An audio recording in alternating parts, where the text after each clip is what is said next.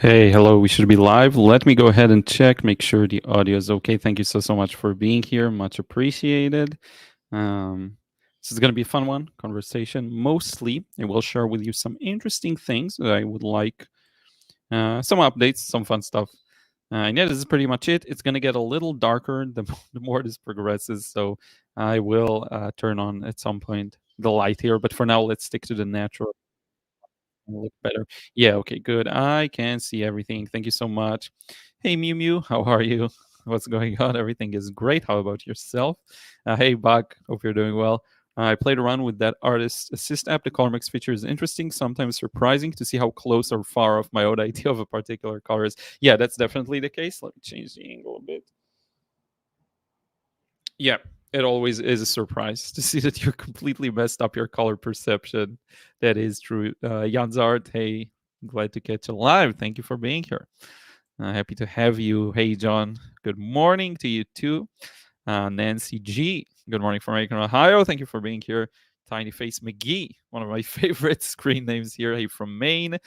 John, my friend, how are you doing? Hope you are super duper well as well. We're going to let people come in. Let me know what time it is, what you're doing as I'm going live. I went back to the normal hour. I wanted to. Can I improve the video a bit? I just wanted to start the normal time because I had a lot of things to get done before that. There are some booms. Sorry about that. Hey, David. Good morning to you too. Hopefully, we won't have any alarms because we did have one today, and then I'll have to sneak out for a couple of minutes. Hey, Cora, starting a new watercolor painting while watching you live. Awesome. That's cool. That's cool. So I have a bunch of fun paintings to show you, including, and this is the main one, the one I finished today. That I hope you'll like seeing. This is a bit of a larger one than usual, as you can see, which makes it actually read better on the camera. I have digital photos, like the scans of this and other things I'll share with you in a couple of seconds, but this is where this one's at. The back's got a little dirty as I was painting. Usually it stays clean. And it just joins the series of Venice paintings. So yeah, let's see. Oh, cool. Yeah, Ohio, 2 minutes a.m. Thank you so much, John. Yeah, so I want to give you two updates mainly. One is the upcoming auction. So I'm going with another auction with the auction house finally. There will be another one at January the 13th. So I thought it would be fun to share with you the paintings, kind of talk a bit about them, and give you an idea maybe how the process works. We'll go over to the auction page as well, so you can see the paintings.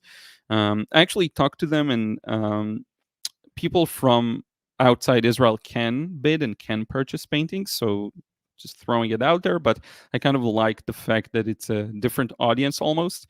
So yeah, I think it'll be interesting for people who maybe aspire to sell their paintings, maybe to give you a bit of inspiration or ideas. I think it'll be fun.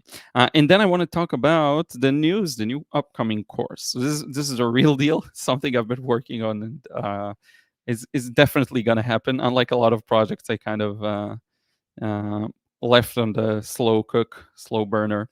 So yeah, Tiny Face McGee, would you talk about the foreshortening of both sides? It's so hard. Yeah, I can talk a bit about that actually. What's interesting is for paintings that I really really would like to use for like a finished, super polished kind of product. I usually trace, so I don't even I won't even draw them from observation. But sometimes I am in the mood to draw from observation. The results are usually accordingly, meaning they feel a little even more genuine. It's hard to explain. So maybe something else will be more accurate, but that will have more soul. And one thing I mentioned also before, when you paint based on a drawing you did not traced, like actually sketched, you become more familiar with the subject matter a bit more. It's not a huge difference, but it does make a difference. So just throwing it out there, if you feel like your drawings are a little sterile and by the time you finish tracing, You just don't really know how to start, what to start. It's hard for you to even navigate the paper. Sometimes drawing it by hand, even though the result is less accurate often, will lead to a better painting process in terms of the experience. I hope that makes sense. And thank you so much to everyone who's here. If you can drop a like on this one, it will help more people discover it. Thank you so much. We broke through the 30 people barrier. John, I hope we get more, a lot of snow. Just moved back home from Florida. Oh, cool, cool. Yeah, we won't have snow here, that's for sure. So let me share with you this window here, so that you can see some of the paintings. Now, I have shown you this on the stories, and you can see it in the thumbnail of the video probably, but these are some of the paintings that I sent for framing. I have a total of 9 paintings in this auction, and you're familiar probably with many of them, if not most. We have this beautiful cactus here.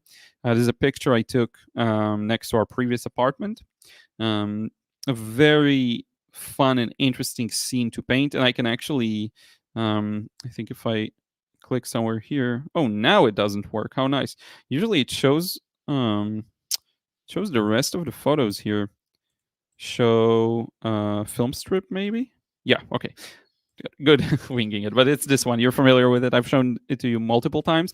This is interesting in terms of, I actually have 2 interesting things to mention about this painting. One, these shadows are lighter than the original reference photo. Now, if you're the type of person who adheres very closely to the values, because I've gone through most of my painting career has been that, and only in recent couple of months I let go of that. If you're the kind of person who is really bummed when you compare the values and you see something is lighter and you keep adding and it's still too light, sometimes when you go a little dark, even if it's as dark as it should be, you'll end up destroying the impression. I can give you another practical example. If you look at the little screen here with me, the sky here isn't as dark as they are in the reference photo, just because I find if I go too dark, it kind of kills the painting. So I won't marry myself to the values or the colors or anything like that. I talked about it in the recent video. So that's one interesting thing. This is lighter than the original. I find it works better. Now, as for the background, this was interesting. So for the background, it was done at kind of slow, large glazes. Because it's a large area, I started very light. Now, at some point, I did maybe 3 glazes, and I got a little tired of glazing and glazing, so I just went for it, went with my impression, and just put in the darks, put in putting some water, blending edges, adding details, and I kind of went for it on the fourth glaze, so to speak, and that's what pushed it into this final version, which honestly I really, really like.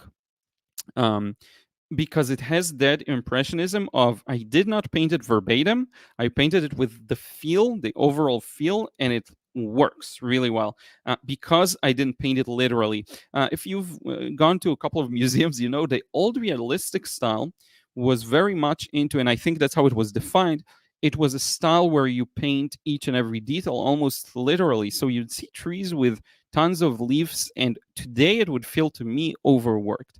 But back then, the type of realism was, I'm going to paint each and every leaf. I'm not going to edit the painting to look like after the human's eye perceived it. I'm going to paint the painting verbatim. And what ends up happening is, ironically enough, not a realistic result. So that's definitely not what I did here with the background. So just to throw it out there, if you're finding yourself really, that's almost like a rule following in a way of like, this rule that I have to draw and paint every detail supersedes my desire to paint in the way I want to paint. So something to watch out for. This area was a nightmare, by the way. The bottom was a nightmare. Now, if we go back to this, you can see it framed. Framing is pretty simple. The frames guy, this is aluminum frames. They recommended I go with that. It's much cheaper. It looks great.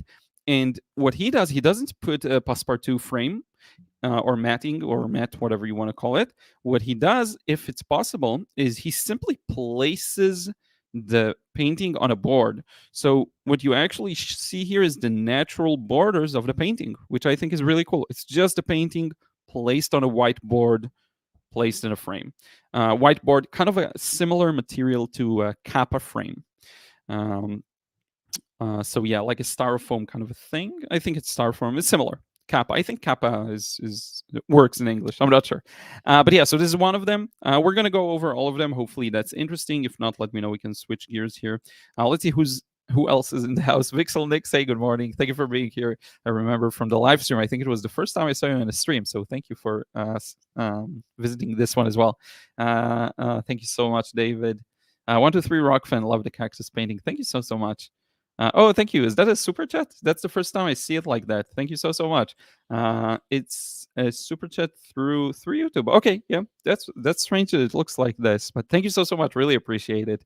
Really appreciate the donation. Linda, beautiful cactus. Hi from Arizona. Thank you so much.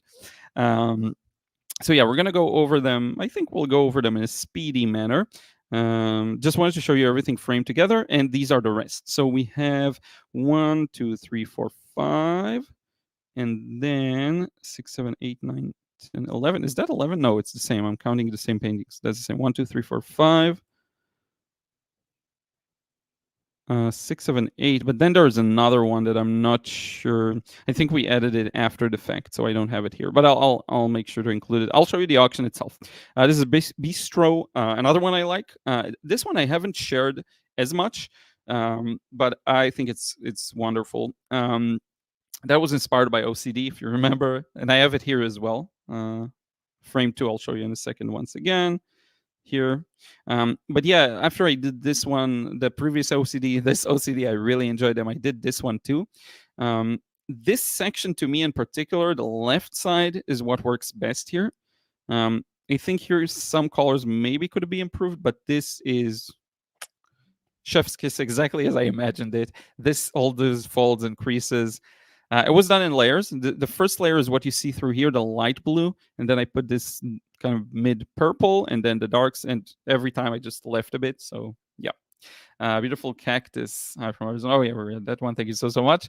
Tiny Face McGee. I would like to hear what was challenging in the painting and how you solved it. Oh, okay, that's good. I can talk about all of these from that frame. What was most difficult in this one actually was the everything here. There were so many details, and editing them was very challenging. Now, I'm not sure why, but in the original OCD painting, which I have as my desktop, by the way, background, the one that's kind of lengthwise, I don't know why, I had a bit of an easier time with the background. Here, it was tough. The colors, as well as the values, as well as the shapes and the interpretation of them was really hard. Like this guy, I felt very confident about. This guy, not as much, and this, not as much, this window. So I ended up just doing kind of my best, and it ended up working out nicely. This guy was the easiest. This lamp was very simple for me. But yeah, this section was rough. Sometimes the way I deal with it is just in small sections. So I'll figure out, okay, here's the frame. Let me paint the frame. This is brown. This is a bit of a darker brown. And you see, even though the technique isn't impressive here, I find that if you almost put the effort into it, it'll end up working, you know? For the cactus, the hardest part was this section, as I mentioned, and this. Now, because it's a large wash, and this painting isn't small as well. It's a pretty large one. I think it's the same size as this one. So what I sometimes like to do is map the shadows with paint. So I'll do a thin wash over everything that I think should be a shadow. And because it's a thin wash, the flow is good, but I also not committed to it. So worst case, I can fix it in another glaze. If I paint over a leaf, for example, I can lift. It's not going to look the same, but it will look okay. So yeah, that's kind of what I was dealing with. This car, you remember maybe this one. This was, I believe it's car 99. Yeah, you can see the file name too. This was car 99 of the Cars Challenge. Saw this one at a parking lot. Loved it. Loved the fact that there's another car reflected in it. And these wipers, that's how I called it, I believe, wipers. The reason I'm showing you it is, again, because this goes in the current auction. So yeah, that was the highlight, because you see I got lucky with the technique. The technique here, the way it bled together, totally luck. I mean luck. I got the timing right, but that was a bit of luck as well. So yeah, we're gonna go over this one. You know it, very familiar with it. This one came naturally to me because I painted a smaller, simpler version of it. Um, Actually, one decision I had to make with this one is I got to the point where if you look at this guy's jeans, they're darker than the background. But if you look at this guy here, he's as light as the background. Now um, this leads to um, a feeling like this guy's kind of floating together with it. It's almost looking more illustrative if you follow my kind of thought process. This looks a little more illustrative, whereas this looks a little more realistic. Now, I just did not feel like darkening this guy. I don't know why. I liked how it's almost like my ghost car painting. I like that this guy gets more focus and feels like really dark and sharp, and this guy is kind of lighter and sent to the background. So that was a decision I made. At first, I was like, I need to darken this again, being married to the values too much. And then I thought to myself, why? Why do I have to do that? I mean, I really like the way it looks, so I just left it like that. Could be a bit of luck, but it ended up working out. This one you're very familiar with. It's the wrong photo. I should have brought the zoomed out one, but that's fine. You're very familiar with making pesto. This one is one you haven't seen probably as much. That's the um, Hadera. It's a city here. A parking lot from a friend's balcony. This one surprisingly got a bit already. We have this one out in the fields. I like that one a lot. Very unique, very different to what I usually do. And I think I can go ahead and show you the auction. So let me close this window and I will share with you. I'll share with you just my paintings. There's some nudity and some interesting subject matter there. I would probably do best to show you just my paintings and talk a bit about them. So share screen, Chrome tab. Is it this tab? Yes. Okay, good. So here you can see the website, and these are my paintings only. I searched my name, so it's only my pieces, 9 paintings. The one we haven't looked at, nope, we looked at all of them. So it's just interesting to see what paintings get bids. So the way these auctions work, just to talk a bit about the auction and how it actually works, is the auction is going to be January 13th, 7:30, but it's Israel time, so that'll be 12:30 Eastern time in the noon. So the way it works is the page is live. People can place their bids. That's how this particular auction house Cuckoo works. People can place their bids all the month prior to the actual sale, and then on Saturday it's a 2-hour, 3-hour stream where the person actually just talks about every painting, every item. It's live. I think you can do this kind of a view demo thing. No, but it won't let me show it because it's a new tab, but that's fine. So basically it goes over one painting at a time. There's a video stream. The person is basically selling the paintings. So it's interesting to see what paintings got bids. The prices are a little considered low for starting prices, especially compared to other paintings there. The reason is because you do want to entice bids. A lot of my paintings from the previous auction, started at the low price of, and I mean it's still a lot of money. I don't regard it as little, but it's considered lower price for the market. Something that started at even $120, if I'm not mistaken, ended up at $320. Things that started 300 can end up at 1,000, even more. So it's kind of a way to entice bidders. So what you see here, let's see if I can zoom in a bit. Plus, I want to test something out just to make sure we're running okay. Yeah, okay, and I think you can see it okay.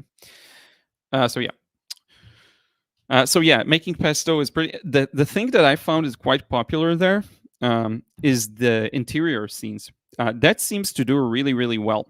So, for example, you can see here, I'm going to leave your message here, Tiny Face McGee. If you have any questions about the process or how I got to work with the auction house, I can tell that story again. Just let me know for people who are interested. I think the bottom line is if you do want to sell using existing avenues, not just yourself directly, there are so many auction houses, so many galleries out there. it's a bit of a play of numbers, of approaching a lot of them. It's a bit of a way of networking, and it's also a bit of a way of quality. There is some minimum quality that is required. The quality doesn't have to be necessarily how realistic you can paint. It's more of a polish or finish of your paintings, and it will depend on the auction house, the particular one you want to work with. And it will be very contextual to that. There isn't a right or wrong way. Now, this auction house features mostly young artists, but it also feels to me like it has a collector's audience or clientele that is interested in realism. It's definitely not just abstract works. There's a lot of realism here. Mostly, I think, works that are a little more representational. Or maybe it's 50-50, or maybe it's something else. I'm not sure, but there is a substantial amount of collectors who are interested in that, which lends itself well to my style. So it will be contextual. But that's the thing I will say. There are so many auction houses. If you just play it by numbers, you'll end up maybe finding someone who you have a good vibe with, you can talk to. Sometimes a no isn't a final answer. It could be like, maybe polish up your portfolio, come back when you have a couple of more like finished paintings that we can build a theme around, and there it goes. So that's kind of how one may approach it. I want to talk later about another topic that's interesting that relates to the fact that some scenes are more popular, some paintings sell more. So here, interior scenes, still lives seem to work well. So you see there's a bid on this one. I think this is the starting price. I think it was 280 if I'm not mistaken. I don't think it was 260. Oh, maybe it was 260 because this is 260. I'm not sure. You know what? I can check. If I do view here, and then I will, yeah, so the first bid I can place is 260, which means this was the starting price, 280. But I guess it's not that important. So yeah, making pesto is on its way. Bistro on its way, of course. Plating, that kind of OCD part 2. I knew it's going to work. I know people will love it. And Hadera, surprisingly enough, sometimes you'll be surprised by what people like. If I had to guess, I would say definitely this one, Conversation, Found Inside Conversation, or Cactus will get bids before. I would bet some money on it. I was surprised that this one went before that. I think it could relate to the fact that this is a city. It's a personal subject for some people, maybe. But I would definitely think to myself that these will come before. Now, it could be a matter of price too with Cactus. It's a little pricier. It's a little larger. So yeah. So this is where I'm at right now. 4 out of 9 paintings already have bids on them. There is a long time to go. I'm super happy with this. As of right now, like there's a long time to accumulate more bids. I'm pretty sure there's like 3 weeks left. I'm pretty sure almost all of them, if not all of them, will receive bids initially. Maybe 1 or 2 won't, but I'm pretty sure all of them, if not most of them, will receive bids. And then during the sale itself, I feel pretty confident that they'll all sell, but who knows? There's always the chance. Most artists on these auctions don't sell all of their paintings, from what I've seen. I'm sure some do. Most don't. My first auction, I sold everything, which was a very pleasant surprise. There was not even one left. And I think that has to do with the selection. They were very, like, what I would consider my top paintings for sure. And I think it's also has to do with the fact I was new and the prices were a little lower, even though most of them increased. So yeah, I think it's interesting to see. We can just real quick review. I want to show you the previous auction just so you get an idea for what this particular auction house considers a quality that's worthy, just based on the fact that the paintings got in. So there we go. So these were the 7 paintings I sold the last time. You can recognize probably a lot of them. We have Tarp here. We have the scaffolding. This is one of my favorites. Palazzo Contorini, Shingles, which I've shared also on Instagram. The Boss, Polyhouse, and of course OCD. That would be the main one. You can see it framed here. But yeah, so that was the kind of painting to entice investors, basically, and collectors. But yeah, this is it in terms of the sale. I hope that was interesting to see. I do want to share with you some paintings that I believe I may end up sharing in future auctions and putting them up for sale, just because they're let's stop sharing the screen and then I'll present to you again. I want to show you some other stuff here. Window, there we go. Okay, yeah. So these are the ones that you've seen on the website just now. This used to show all the time. I'm not sure why. Okay.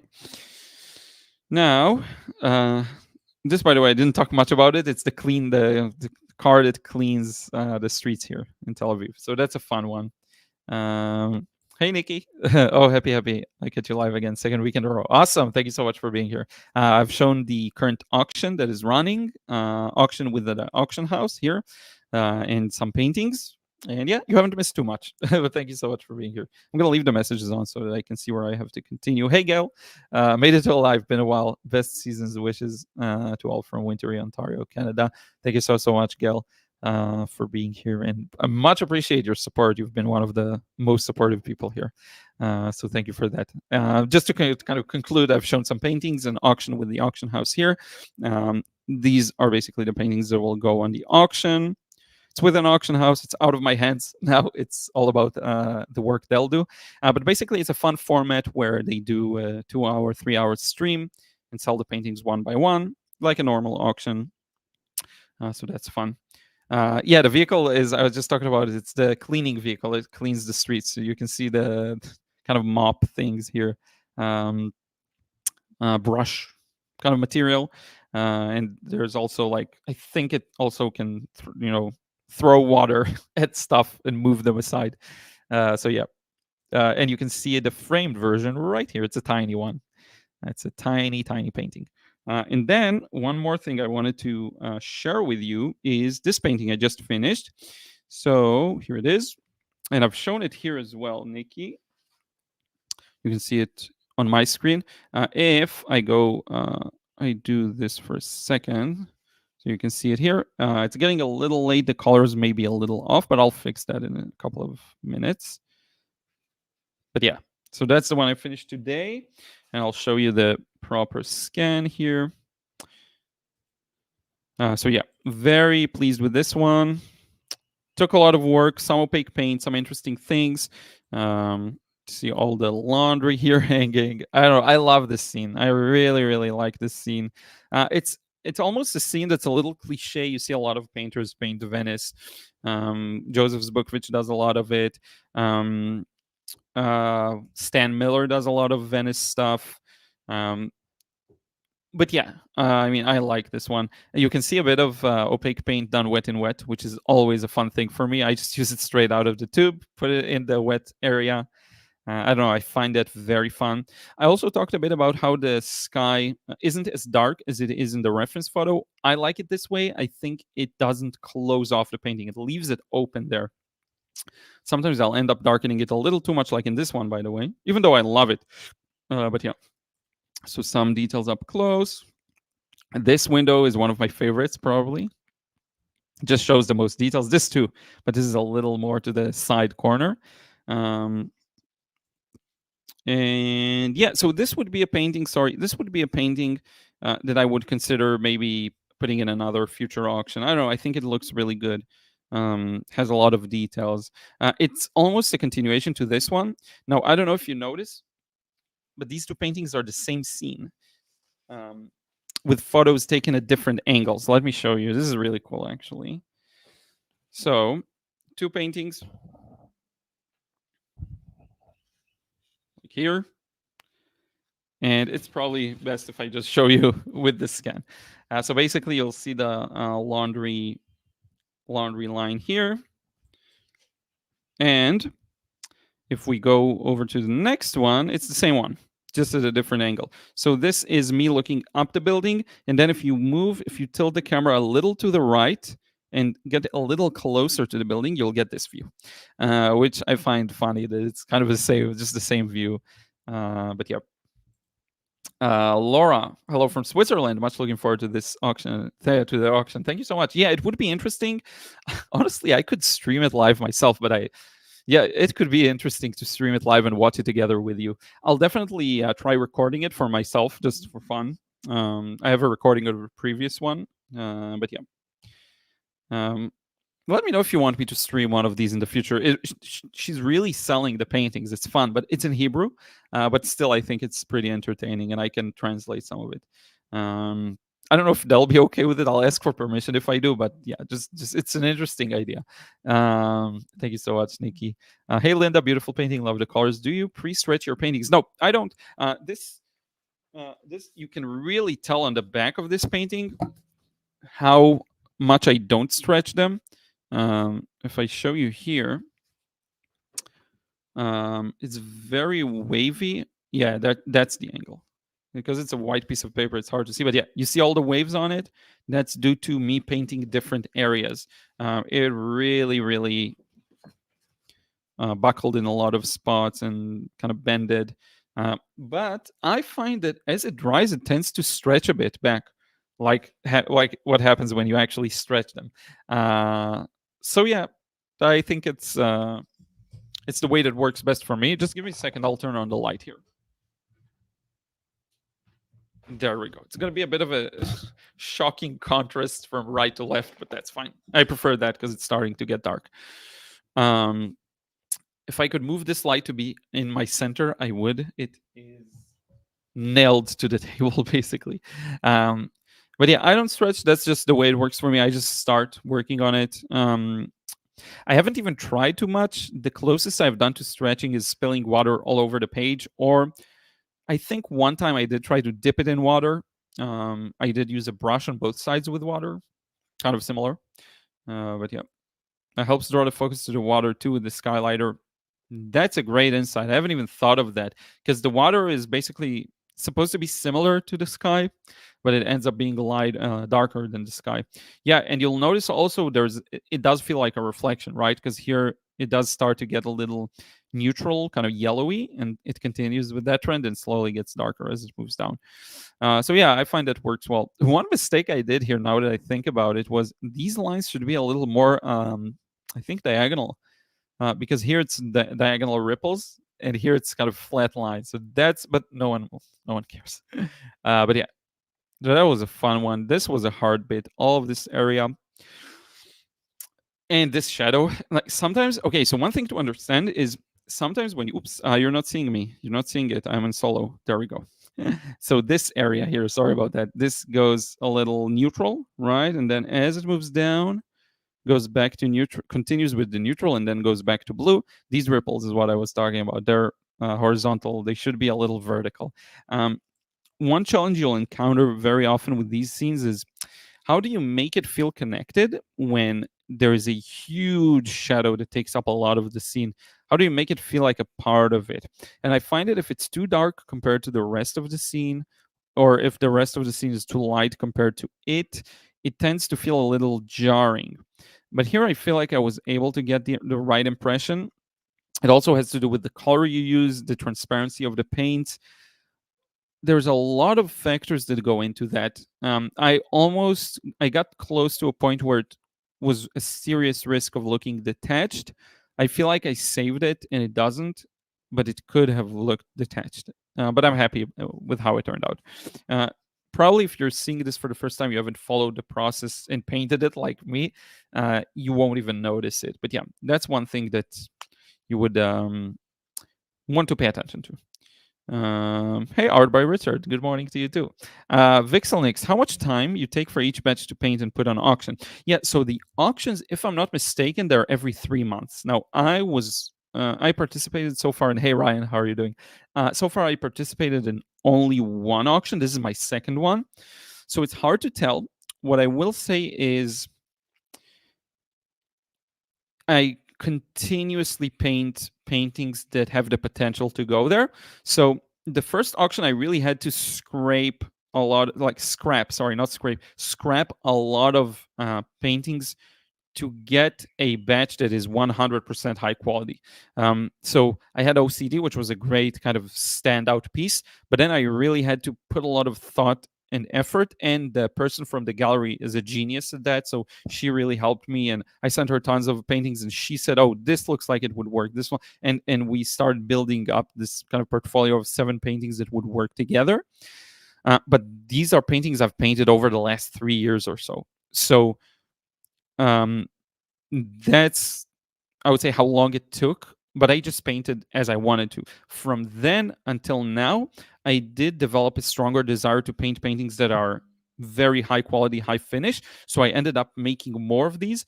I can tell you that right now I probably have, after this. So it took me for the new auction that's running right now that I've shown you these paintings here. I would say not a long time.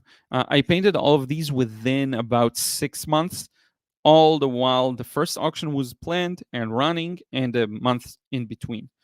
So I would say 6 months, but I had a four kind of. I hit the ground running.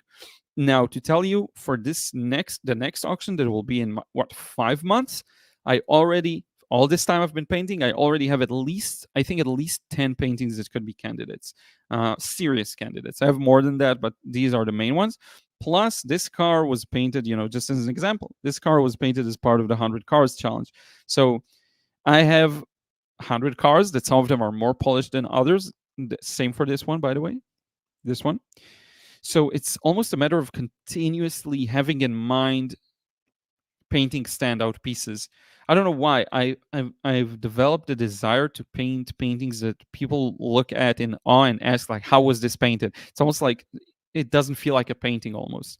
I would say another standout piece definitely is the shoe rack that I painted. That one will definitely go in some future, I guess, auction somewhere. So yeah, it's a great question. I think if you really want to produce a lot of finished, high quality, large paintings, it's, to me, it's always mixing it up. Because after I finished one of the cactus painting, there's no way I'm painting another one. I need a break and to do some looser, quicker paintings. But I could definitely see myself cranking out like a high quality painting every at least 2 weeks, if not every week. Some of it is a matter of luck. Sometimes when you get started with a specific painting, you don't really know how well it will work out. And it's almost another game of numbers. You'll end up just doing a lot of them, and some are gonna hit. Like, for example, I have a sketch here. I'll show you. This is a scene. Let me go solo for a second. This is a scene I have really high hopes for. You can tell it's cars. This, I took the car to the garage, get my brakes approved, just for a yearly kind of test thing. There is a strip of light over this car, and all of these strips of light on the ground. I feel this could be a beautiful painting. I put in tons of effort into tracing this one. I didn't draw it freehand. I traced it, but you never know. I'll start painting it. It definitely inspires me. Usually, when I feel super pumped to start a painting, I know it will work out well because I have the patience. I have the kind of focus. Like, I'm really focused on it. I know it will work out, but you never know. It's a bit of a guesswork. You never really know how well it will work. So it's an interesting kind of process, I would say. But yeah, I hope that answered the question. It's a great one. Let me know if you have any others. Ryan, hello again. I just like to use a watercolor block usually, or I just tape it down. Anything else like stretching is too involved since I'm lazy.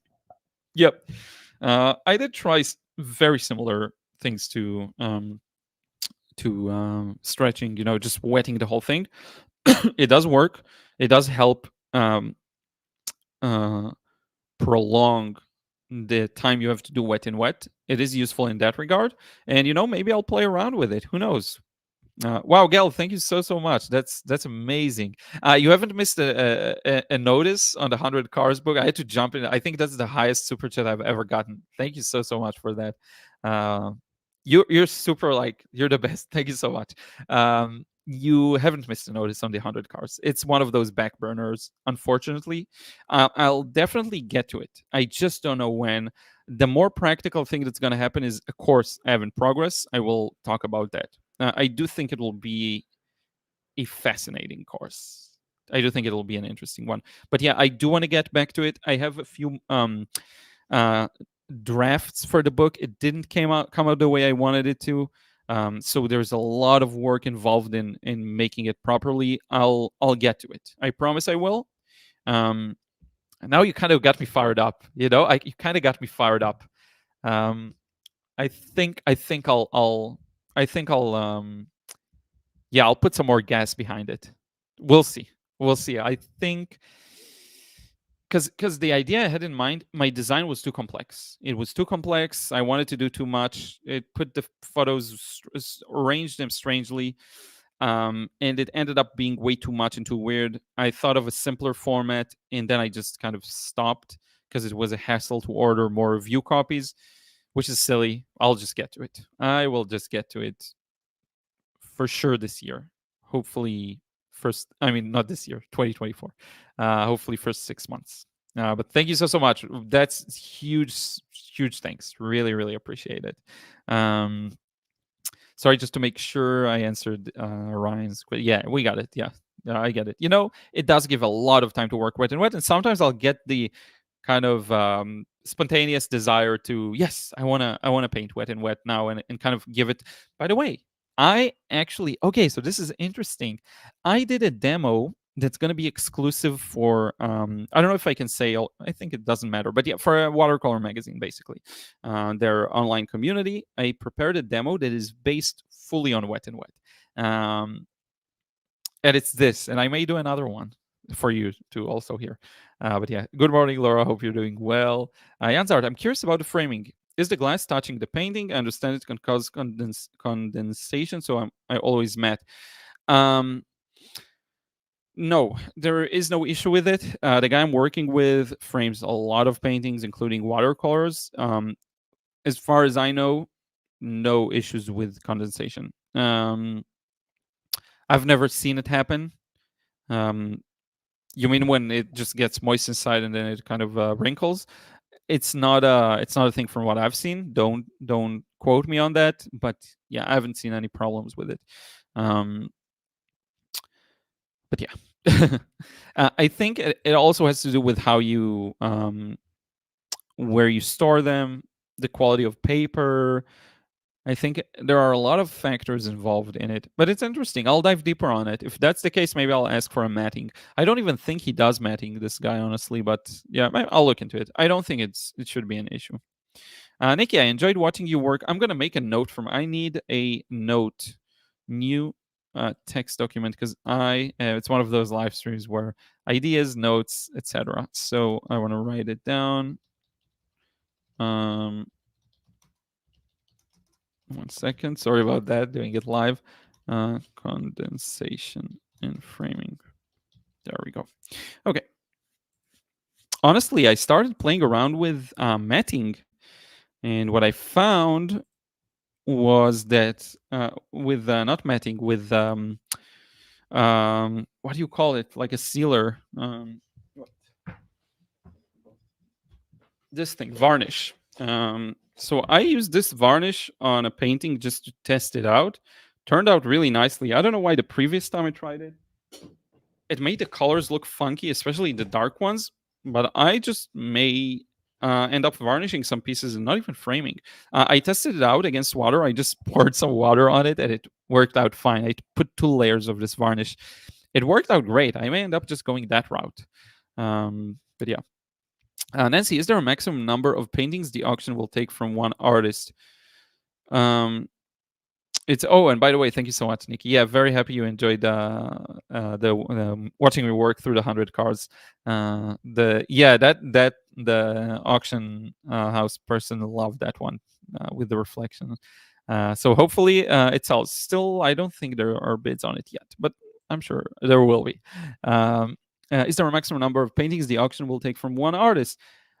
Actually, I don't think so. And even a couple of months back an artist that works with them for a long time and is very successful here. She did a solo exhibition. It had like, I don't know, 40, 50 paintings of her, and a bunch of them sold. I think almost all of them, if not all of them, sold out.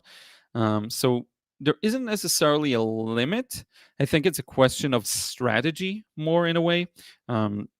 So you would have to consider what you're trying to achieve, basically. With it. Can I do a side by side like this, or will it not? It doesn't work. Okay, that's fine. I think it's a matter of what you're trying to achieve, really. If you're going for this auction, we're kind of trying to show that I can paint a lot of things, a lot of different subjects. So you have a lot of different things here. You have a portrait, still life, cars, cactus thing, interior scenes. You have a bunch of them. But then for some auctions, you may pull back and do just few paintings. So there's strategy involved.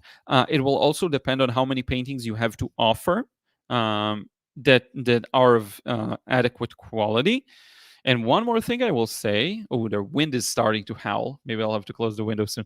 One more thing I will say, right now I think there are 97 lots, it's called, like the items basically. So this could be a consideration. Maybe there's a limit to the maximum paintings they want per auction, because you want to make it not too long, not too short. So every artist needs to get their kind of fair share, relatively speaking. Someone who's more established will surely get more paintings. So yeah, there isn't really a limit. It's more of a conversation and kind of exploration of what paintings you have to offer.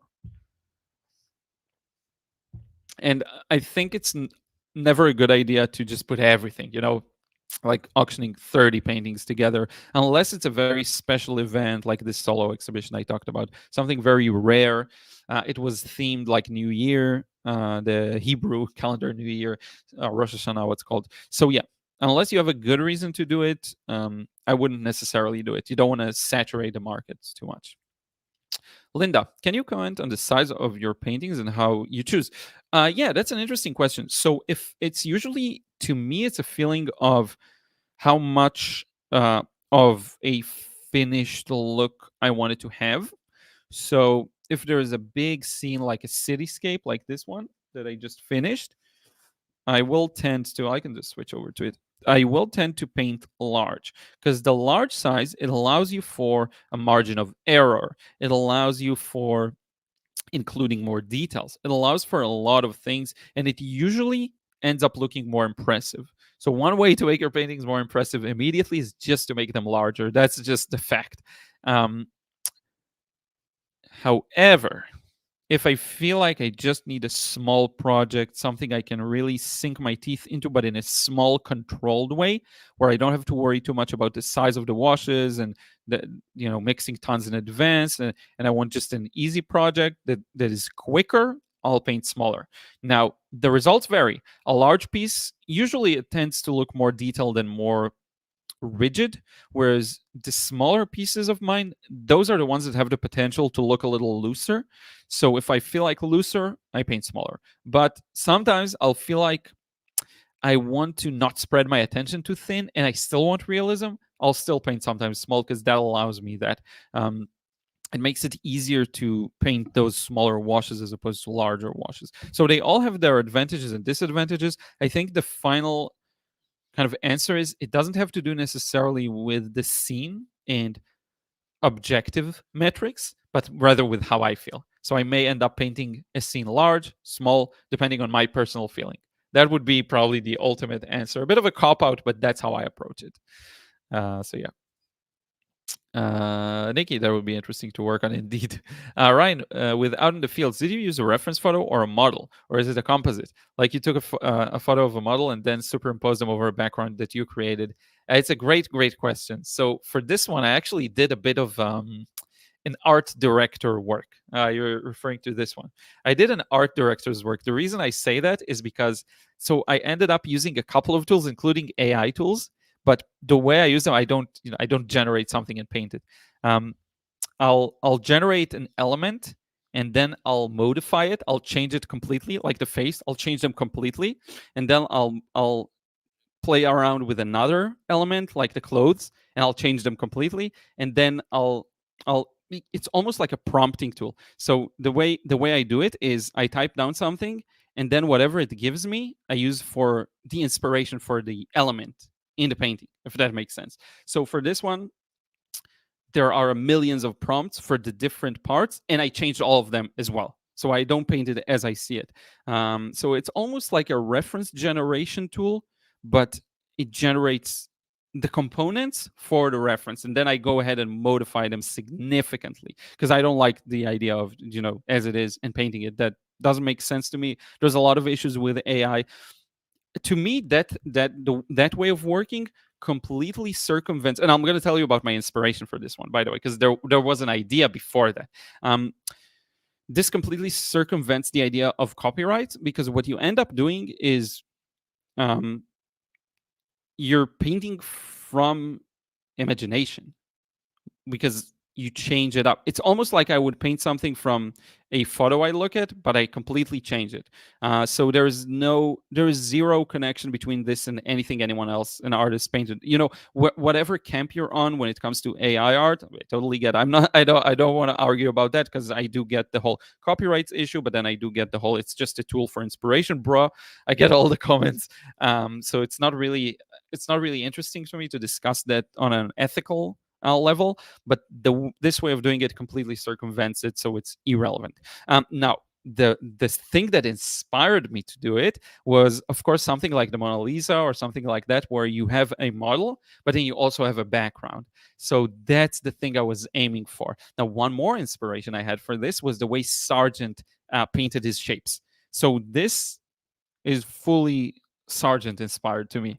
So yeah, that's how it happened. It's interesting. It's a nice sketch because it's a very different subject matter from what I usually do. So I tend to, and even after I change all the elements, I edit stuff in Photoshop. And I also, what I do is sometimes, this is a fun trick for you. If you do have like a drawing tablet, like this thing here, I actually paint over it digitally, change stuff around, change a lot of things, and then I use what I changed as a reference to paint more directly from, quote unquote. I hope that makes sense. It's a fun process, especially if you want to create something that's a little unusual, like this one. That's very unusual. I don't think I ever painted any other painting this way. This is probably the only, maybe there's another one I forget, but yeah, this is the only one I remember. So yeah, great question. Thank you so much, Gail, once again. My name, thank you for being here. It's okay. Don't never apologize for being late. I just am grateful that you're here. Put more guests behind it. Yeah, I will. Artistic Chick, hello. Hope you're doing well. Gina, good morning to you too. Jansart, I really like Dorland's wax for pieces I don't frame. Yeah, I've heard of that. I have it on my I think I'm gonna write myself a reminder. I do have it on my I think Amazon wish list thing. Dorland wax finishing watercolor. Yeah, that's definitely something for me to look into. Oops, I need this. There we go. Where was it before? Oh no, it's still here. Okay. I'll look into that because I've heard good things about wax. Art by Richard. Do you ever sometimes get inspiration photos from fans to paint? How do you find inspiration for your painting? Yeah, it's a good question. Let me just switch over the pictures I'm showing here. Now let's put this one. Once in a while, someone will send me a photo they want me to paint as a lesson, and I will. Usually I don't do that, but sometimes I will. And yeah, Tiny Face McGee, I did. Did I trace Venice? Yes, I did. So this one, let me show you. This one I traced. This one, if I recall, I'm pretty sure I did it freehand, though I don't remember. And this one right here, this one was definitely freehand. One of my favorites. Didn't get a lot of traction online, but I think it's one of my best, honestly. This one I painted freehand completely. Let me show. Oh yeah, you can see it here on the screen. This was a very messy drawing. I mis-centered the windows. You see here, these should be the same width. All of these small things that I kind of messed up. I mean, I love it. I think it makes it look better, in my opinion. But yeah, sorry about that. Go back to art by Richard. Just wanted to say, sometimes I will get sent something for a tutorial. I don't usually do that. I like to know where the photo came from, so that I don't end up painting someone's photo without permission, unless it's for educational purposes. And if I paint something for myself for a more finished product, I'm using my own photos. That's where I get inspiration. Everything you've seen from me, pretty much in the last, all of these paintings here, that's the best example. All of these paintings are based on photos I took. I think there is zero exceptions here. This one is the exception, right? But that's okay. All of the other ones is photos I took. That's the best inspiration for me. Whenever I see something I like, I'll take out my phone, snap a picture of it. Same for the painting I showed you with the Artist Assist app. This was a scene I saw here in the street close by. The sun was perfect on the entrance to the building, and I just snapped a photo. That's usually how it happens. Um, Ryan, thank you for your responses. Always, I think my favorite is OCD and then out in the fields. Thank you. Yes, Love Sergeant, nothing wrong with using AI reference, same as painting from imagination. In a way, yes. You know what's funny? I mentioned this before. I feel like my visual imagination is almost not that good. Now, to be frank, I didn't really, to be fair, sorry, not frank, I never really um, tried as much, I would say. Um, Meaning I didn't try necessarily to visualize something for a long time before painting it. And it may help if I do, but for the most part, my visual imagination isn't so good. The thing I think I personally excel more at is seeing and understanding what I'm seeing and then portraying it on paper. So my imagination is quite weak in a way. If I have to invent something, I'm not as good. If I have to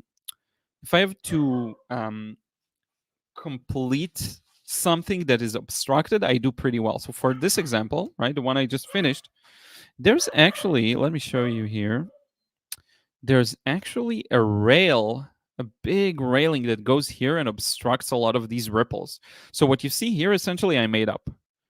But that's a part of a pattern. So these are kind of things I'm used to doing. There's like a big thick rail here, and it goes crisscross. If I'm not mistaken, it's pretty thick. That I invented. I completed the image, so to speak. But my visual imagination of inventing things isn't that good, which is surprising. Because I'm a painter, but everyone excels at different things, and I think even among watercolorists, everyone will have their different kind of strengths within the niche, so to speak. Carrie, thank you so much. These ripples and reflection look amazing. Thank you, much appreciated. I talked about it earlier a bit. I kind of messed up one thing. These look great. This even looks great. It's the diagonal thing. What happens when two ripples meet? So you'll end up getting this beautiful kind of crisscross pattern of bumps and dips. I should have gotten that same diagonal feel here. I don't know why I used these horizontal lines. That was a silly thing to do. I should have gone like this and like that, like an X diagonally. Other than that, I'm quite pleased. Even that is barely noticeable, honestly. Gail, I think the term used to avoid plagiarism issues in laws. I think the term, yeah, transformational work. That is the artist's interpretation from the original. Yes, and it's very complex. It's a complex topic because I've seen some cases where I personally would think it's transformational, and it ends up being what do you call the other thing? It's at the tip of my tongue. Not transformational. Oh man, I'll Google it. Formational. I'll just write transformational versus, and it will probably autocomplete. Versus, versus derivative. That's right, Janzar. Thank you. It's completed a lot of useless stuff for me. I'm like, what is that? Transactional leadership, transformational versus transformative versus charismatic. I don't need leadership. I need copyrights. That was the next thing I would write. But yeah, derivative, exactly. So transformative and derivative. Yes, exactly. Transformative and derivative. So yeah, I saw some cases where it even, it says it makes a lot of sense that it would be transformative. It ends up being derivative. So I'm very careful of that, and especially with paintings that I mean to. And I'll be honest with you, I'm seeing paintings in auctions that are just fan art, not in the sense of quality of fan art that sometimes is low. It's just an existing piece that someone just painted after, and I don't get it. How how these people sell those? I don't know how it works. Honestly, I would never do that. I think, um, but yeah, that doesn't make sense to me. So yeah, I try to take most of my photos. I find that it leads to better, more personal paintings, and it covers it completely when it comes to copyrights. It's a good point. Ryan, at Portrait Group, they always yell at me because I take a photo of the model and paint for my iPad rather than the model in front of us, from the model in front of us. I don't like it when they move and then the light changes. Yes, yes. you know, you can do what you want. I think they just don't like when people take photos of the models just because, they don't want these things to go out of the portrait group. But yeah, whatever. Unless it's not a nude, it's just a face portrait. I guess you say a portrait group, but sometimes these portrait groups also do nude and gestures and all a bunch of stuff. Um, but yeah, it's if you're just painting for yourself, honestly, you just do whatever works best for you. To me, especially when I paint outside, I am I always oh, it's just a face. Okay, good, Ryan. I always take a picture just for if I need a reference. I usually won't need it, but if I need it, I do take a picture. Um, I know very often I won't look at it, but after half an hour, when you're trying to remember what a specific shape looked like and the light that you had, it makes all the sense in the world. Now, I would, Ryan, try to do look at the reference, the live model, and then only use the shadow when you have to. The shadow, the previous light and shadow conditions from the iPad photo when you have to. But again, that's just me. Everyone will have their own way. Um, so yeah, I think that brings us to the final topic of today, which is actually this painting. So here's the thing.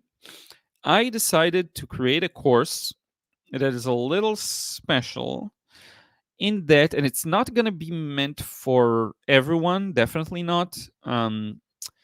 This process, usually when I film a painting process, it ends up being 3 videos, 3 sessions of recording, maybe 4, maybe 5. This is about 19. The reason is that this process was long. I'll probably end up, good morning, Marina, how are you doing? I'll probably end up with 5 hours of footage, 6 hours of footage. I got this interesting idea, and let me know if it sounds like something that may interest you, of doing something like Liron's Vault, I'm going to call it, where I'll have like 10 or even 20, I thought initially. Thank you so much, Marina. Yes, that's exactly the idea I have. So this is a large piece. It took a long time to paint. Let me know if this is something that will interest you. Liron's Vault, 10 to 20 or 15 processes that are long processes that show a painting that is fully polished. Um, and that means for every painting, there will be a process that is very long. I don't know how long, probably not 5 hours, but maybe an hour long, that shows the vast majority of the process, and a shorter format of maybe 20 minutes, more digestible. So you can decide either or both, whatever you want, and it's going to be 10 to 15 processes that are fully detailed of a very polished painting. Just an idea I had. Let me know if it's something that interests you or if it feels like a headache, because I really consider doing it. Now, I'll probably work on it for a long time, and the price tag is going to be a little more pricey than. So my courses right now run at $29 and $24. Watercolor courses. This will be probably a higher tag, because it's going to be. I still want the person who purchases this to feel like they have no idea how it's so cheap. That's the feeling I'm aiming for. So I do see other artists not mentioning names, and everyone has their own right to do whatever they want, where they charge for a course that's kind of similar length to mine, $149. I don't even want to price this course at that price. I'm thinking out loud along the 99, 97, I don't know, 89, something like that. A little pricier, but it's going to be worth it because you'll get a lot of processes, and all of them are going to be very long. Some of them are going to be super duper polished, some of them are just going to be super polished, and but this is, to me, this is the lowest quality I would allow for that kind of a course. I'm talking more than that. I'm talking closer to the shoe rack I did, like really top notch. And because I know not everyone wants to watch, just an hour long process, I'll probably do like a quicker version, as I mentioned, like a 20-minute normal version, but then also a version that shows everything. If you tell me you want to see each and every brushstroke narrated, I'll do that. I just don't think there's a lot of people who would watch a 5-hour long video. That's why I'm saying I don't think that'll work. Let me know if that's something that makes sense to you. If the pricing doesn't make sense, I get it. It's an idea I had. Don't have to do it. Could do it. Could split it into shorter courses, whatever. Could do a smaller one. But I do want to offer something that's a little more in depth, that shows what a painting that I end up selling at an auction and will hopefully earn a nice price tag, how that is painted. Because a lot of the time it's not anything glorious, and that's what people have to understand. It's not like a special god-given process. It's the gritty process that you go through of losing it, finding it, and I think there's something that is very encouraging in that. Well, let me know. So let's see what you're saying here. Hey, If E, hello, hope you're doing well. Are you going to do digital paintings in the future? Yes, I will. I will. And Marina, thank you so much. I totally would really appreciate it. And I totally get if it sounds like it's too expensive and so on. And I don't expect it to have as wide appeal as my other courses, which is totally fine. Martha, friends, don't forget to thumbs up. Thank you so much, Martha. Thank you, Grunhertz, for the green heart. Thank you so much. John, I'm interested in a long process. Yeah, so I wonder, I would honestly, I don't mind doing a 5-hour process and narrate it if people want it. I think it's a little too much. Maybe an hour, maybe 2 hours. I don't know. Let me know. Carrie, will learning this painting be on it? I'll sign up for it. Yes. I plan for it to have these kinds of paintings that have this level of polish. To me, that's the minimum bar, by the way. I hope the other processes will be even better end results too. I would pay more. Detailed processes are worth more. Yes, that's the thing I'm aiming for. Anything I publish, I want it to be almost too good for the price tag, if I can. I always prefer that. Artist Chick, that price is great. Even if it's over 5 hours, it would be equivalent to taking a 5-day workshop. Yeah, that's the thing I'm aiming for. And I do see a lot of courses in that price. That 149 gets me every time, or 169 price tag. I don't know, it drives me crazy for a course that's a couple of hours long. I don't think it's fair, but yeah, I mean, fair, whatever. For a very specialized knowledge, you may end up. That's my window and the wind bumping it. Honestly, if someone is the best out there, yes, it is fair. But if someone's quality of art is market, it feels like too much. Marjorie, I'm so sorry to have missed most of this live stream, but hello anyway. Thank you so much for being here. We'll keep it up on the channel, and you haven't missed anything too crazy. It's not a painting process. It's talking a bit about the auctions. It's interesting stuff about paintings, selling them. But yeah, I think you'll enjoy it. Tiny Face McGee, would you do a video on creating a mood with lightning? So it's funny. I usually don't even have mood in mind, so to speak. If I show you the first wash of this painting, you may think it's more of a moody piece. I usually just, even like putting a label of it, do I want it to feel like sunny or dark or rainy? I just don't think in those terms. But I'm thinking, what can I do to almost replace that with something that will still give you the answer to that? Like how I think about what I want to express in the painting, because that's something that's something I talk about in, funny enough, in my books more. In my How to Sketchbook, I talk about that. I believe I talk about that a bit there. It's an interesting one. Because because I just think about it in terms of shapes, values, colors, and my vision, how I envision it in my mind. I don't necessarily put a label on it of like sunny, or I haven't even thought of this one in terms of mood, even though it's a very direct sunlight that hits and it casts a strong shadow from another building. It's kind of midday shadow, or maybe around 2 3 p.m. I don't know. It's a good question. I'll think about it. I would like to do anything that you would enjoy. Carrie, regardless, I would sign up. Love to learn more about your techniques. I like having an image or idea to paint from. My imagination goes flat when I have to think up something. Yeah, I get it. I get it, Carrie. And by the way, again, to justify the price tag, whatever it'll be, I want to have scans of most of the stages of the painting, which I do have for this one, for example, like high quality scans that show. Well, let me actually show you while we're here. I'm gonna go solo layout for a second. Um, let's see. You know what? Let's close this. I'll open up a new one. Work, or was it? Oh, sorry, it's not here. It's under courses actually already because I started filming. Yes. So just to give you an example.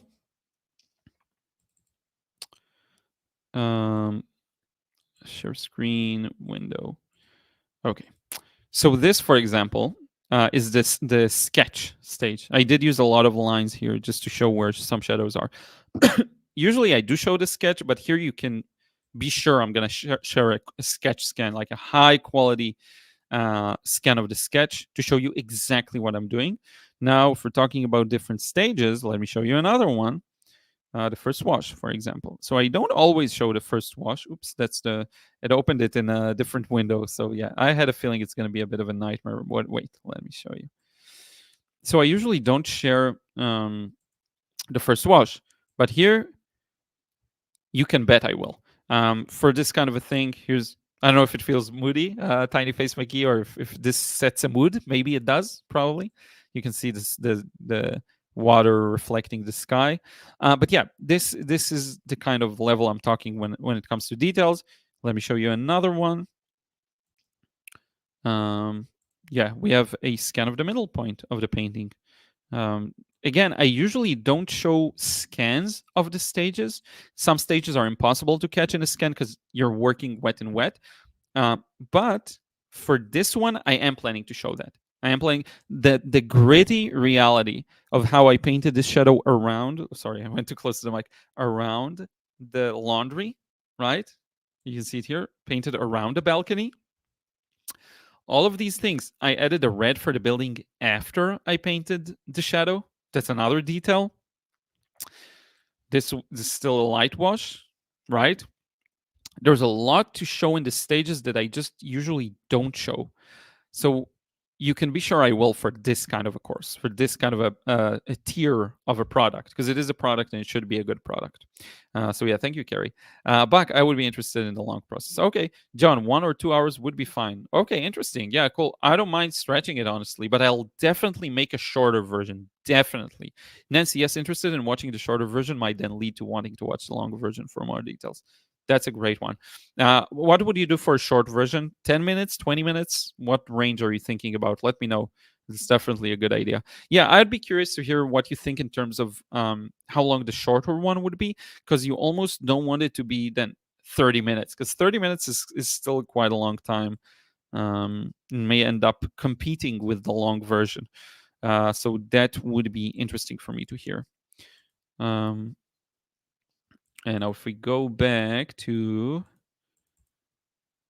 all of the paintings I'm showing you right now. Wait, vids, live stream. There we go. I'm going to leave it on the cactus, actually. So the level of paintings I want to show you is this. Like, I really want to show you all the stages, everything start to finish. If I draw from observation, I'll show that. If I trace, I'll include the sketch, but I do want to show some of them to draw from observation. So yeah, that's where my head is at. With these kinds of courses, I would honestly be happy to give 20 processes even. The thing is, sometimes if it's too much, it's too overwhelming and people don't even get started. So maybe 10 would be a good balance. Maybe 15, maybe 12, because these are this is long processes. So I don't want to go too far with it for the sake of making sure people actually watch it, or in dry corporate language, consume the product.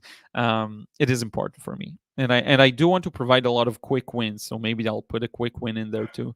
Um, I definitely want to do a couple of processes that are fully wet and wet, fully everything wet and wet, start to finish, al primo, done. That are still very polished. That's the thing. I want each and every painting there to be super polished. That's the window again. I'm going to close it. Because a lot of course demos just aren't fully polished. That's the reality of demonstrating a specific technique. You're going to get focused sometimes on how to do things rather than making a finished product. And that's what I want to do with this one. Nancy, sorry, not Nancy, first Marjorie. Why is your picture and text below fuzzy? I don't know. I think I had to watch something else for just a second to make sure it wasn't my vision going. Interesting. I don't know. Maybe it's could be a connection issue, could be something else. I don't know. On my end, it looks okay generally. Not super high quality, but good enough.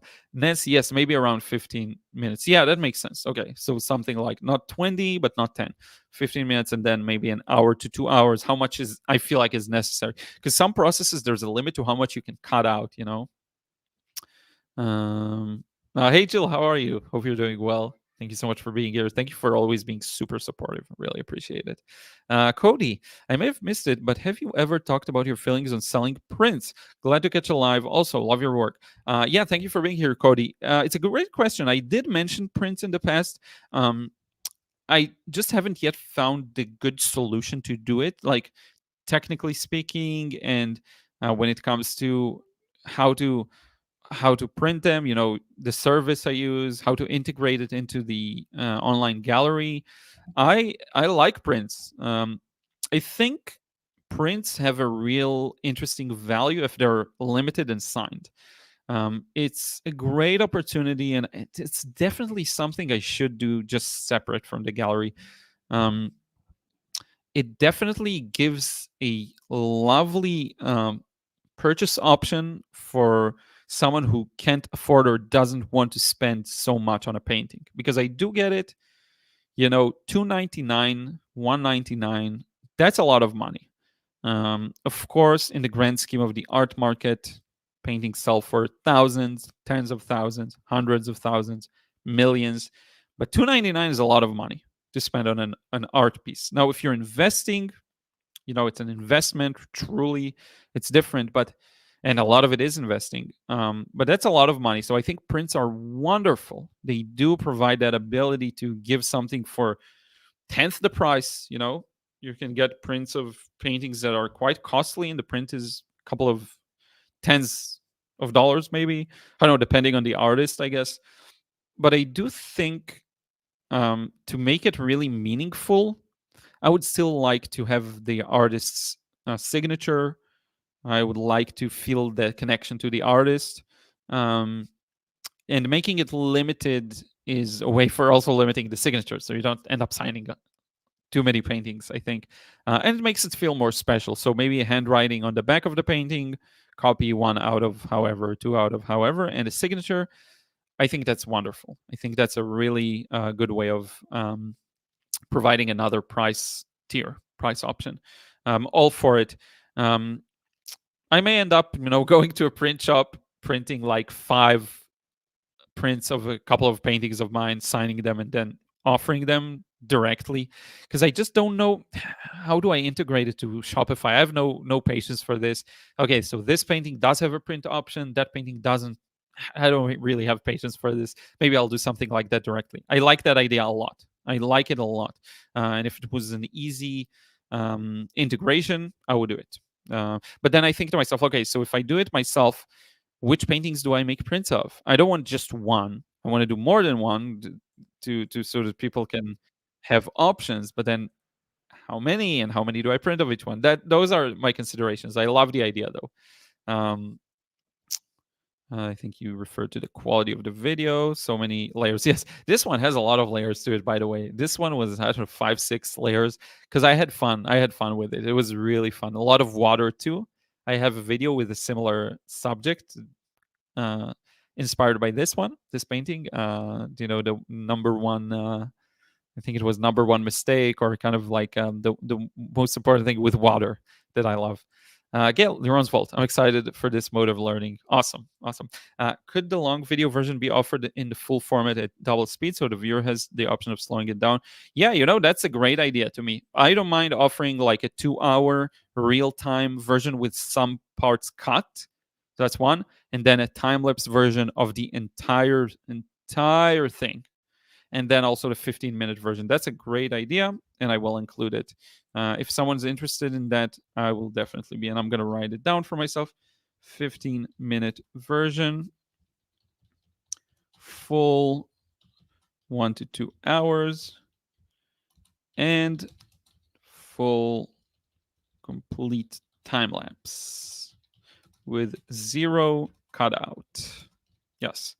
Honestly, I love providing all the options. It's not even a lot of extra work, by the way. If I have the process filmed, it's easy. So yeah, I'll try doing something that makes it really worthwhile, I think. Tiny Face McGee, I love to start the start to finish process of a full large painting with all the struggles and layers and thought processes. 89 is a nice price. Yeah, I like that price tag too. It feels still feels like a good kind of profit to reward me for the work, because this is gonna it's a serious project in a way, but it's also the thing I'm very well versed at filming. It's only a question of how long it will take to film like 15 or 10 substantial processes that feel like this painting. By the way, this is the level I'm talking about. This painting, I would say even Bistro. This painting too. This one is, I would aim for something a little more detailed and large. That is for sure. I think making pesto is a good candidate. This is perfect. If I can get a couple of processes this level, I'd be psyched for this. Yeah, yeah, something that feels really good. This is a tiny one. I think the level is great. The level of I don't know if you want to call it skill. Let me, if I zoom it out, this is almost photorealistic, by the way, from afar. We had it hanging in our living room, by the way, along with a lot of other of the car paintings. I had no problems putting it for auction because I could replace it with another one. If I hang something in the house, I'm very not likely to sell it. But yeah. So yeah, that sounds like a good idea. So I'm happy. We're excited. I gained some market research insights. That was actually really good. So this is what I have in mind. I've shown, just for the people who have missed, because I did show the auction. Let me show you real quick, just for the people who missed it in the start, because I know a lot of people joined a little late. I'm gonna open it up for you. This is stop sharing, present, share screen, Chrome tab. There we go. So this is the auction. My paintings in the auction. I've shown it before. Out of 9 paintings, currently 4 have bids on them. These were the starting price. So people just placed the starting price. The auction will be on January 13th, but it's already up a month prior to give people time to place bids. Super happy about it. These are the types of high quality work that I put on, and that's what they accept. And I think it's interesting for people who want to, have their paintings sold at galleries. Kind of what we talked about there. I think a lot of it comes down to building a nice portfolio of paintings that you feel very proud of, and then matching it to a gallery that has the type of art that matches yours. Which in this case, Cuckoo does have quite a lot of realistic paintings, a lot of young artists featured. So that's kind of the niche I went for, if you will. I hope that makes sense. Hey, my friend, thank you so much. I really appreciate it. It's going really well. Going really, really well. How about yourself? I started doing something interesting. I'm looking at comments where I reply to people and then they replied back, and that's how I constantly kept up with our thread. I need to do more of that. It's very hard because the comments get pushed down by new comments. But yeah, that's something fun I'll probably do more of. Hillel asks, what's the commission that the website takes? I am not sure if this is like a public information thing, so I can't say. I would err on the side of caution and not say. I'd rather not say. It is, I think, from what I've seen in other places, it is in line with what galleries take, but a lot of people consider what galleries take way too high. Which, I get it, but they end up doing all the selling work and shipping and everything else, and that costs a lot of money, and time and headache. So yeah, basically it. I'll repeat that in Hebrew. בגדול אמרתי שאני לא יודע אם זה מידע חופשי לציבור, אז אני מעדיף לא לומר, כדי לא יודע, לשתף משהו שאני לא אמור לשתף, אבל זה בגדול באותו הקו של גלריות. Yes, happy, makes sense. It's not a like, it's a different, the percentage is very different from like what a publishing house would offer an author on their books, which is, I don't know, 10, 15%, 8%. In some cases, it's higher. I'm doing fun, thank God. Soon enough, I'll start practicing drawing as usual. Yes, you do that. It's I'm based on your comments on the videos, recent comments, it looks like things are connecting. So I'm very happy for you.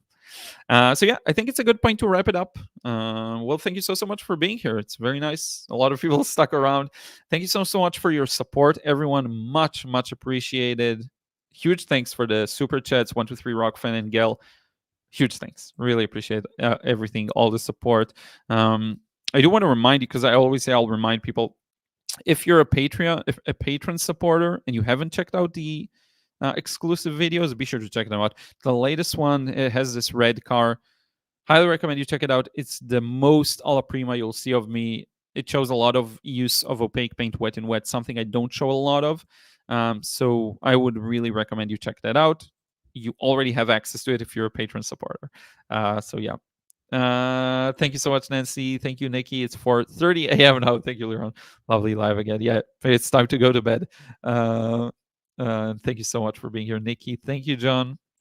Thank you, Laura. Happy holidays. Oh yeah, happy holidays, everyone. Yeah, I completely forgot. Merry Christmas to anyone who celebrates. Have a great day. Thank you, Linda, as well. Much appreciated. Thank you, Jan's Art. Will do my best to stay safe. Buck, thank you, my friend. Eric, thank you. A lot from the US. Watercolor can connect the world. You're a masterful leader. Oh, thank you so much. Thank you so much, Cody, and thank you for your great question. Take her pity that I saw the stream too late. Keep up the good work. Yeah, thank you so much, my friend. You can check it out in the channel. It's going to stay up there. I kind of repeated the gist of the earlier part of the stream, but thank you so much. Better late than never, always. Merry Christmas. Thank you, Artistic Chic or Chic. I never know how to pronounce usernames live, whatever. But much appreciated. We'll see you in the next one. Next week should be as normal. Same time, I think, unless it's a painting demo, in which case I'll go for 8 a.m. Eastern time. But yeah, thank you, Ryan. Thank you, Vixelnix. Much appreciated. We'll talk to you all soon. And we'll also probably post a video before. I don't have anything prepared for Saturday. We'll see. But hopefully I will. Until next time, take care. Merry Christmas, my name. Thank you so much for being here as well. We'll talk soon.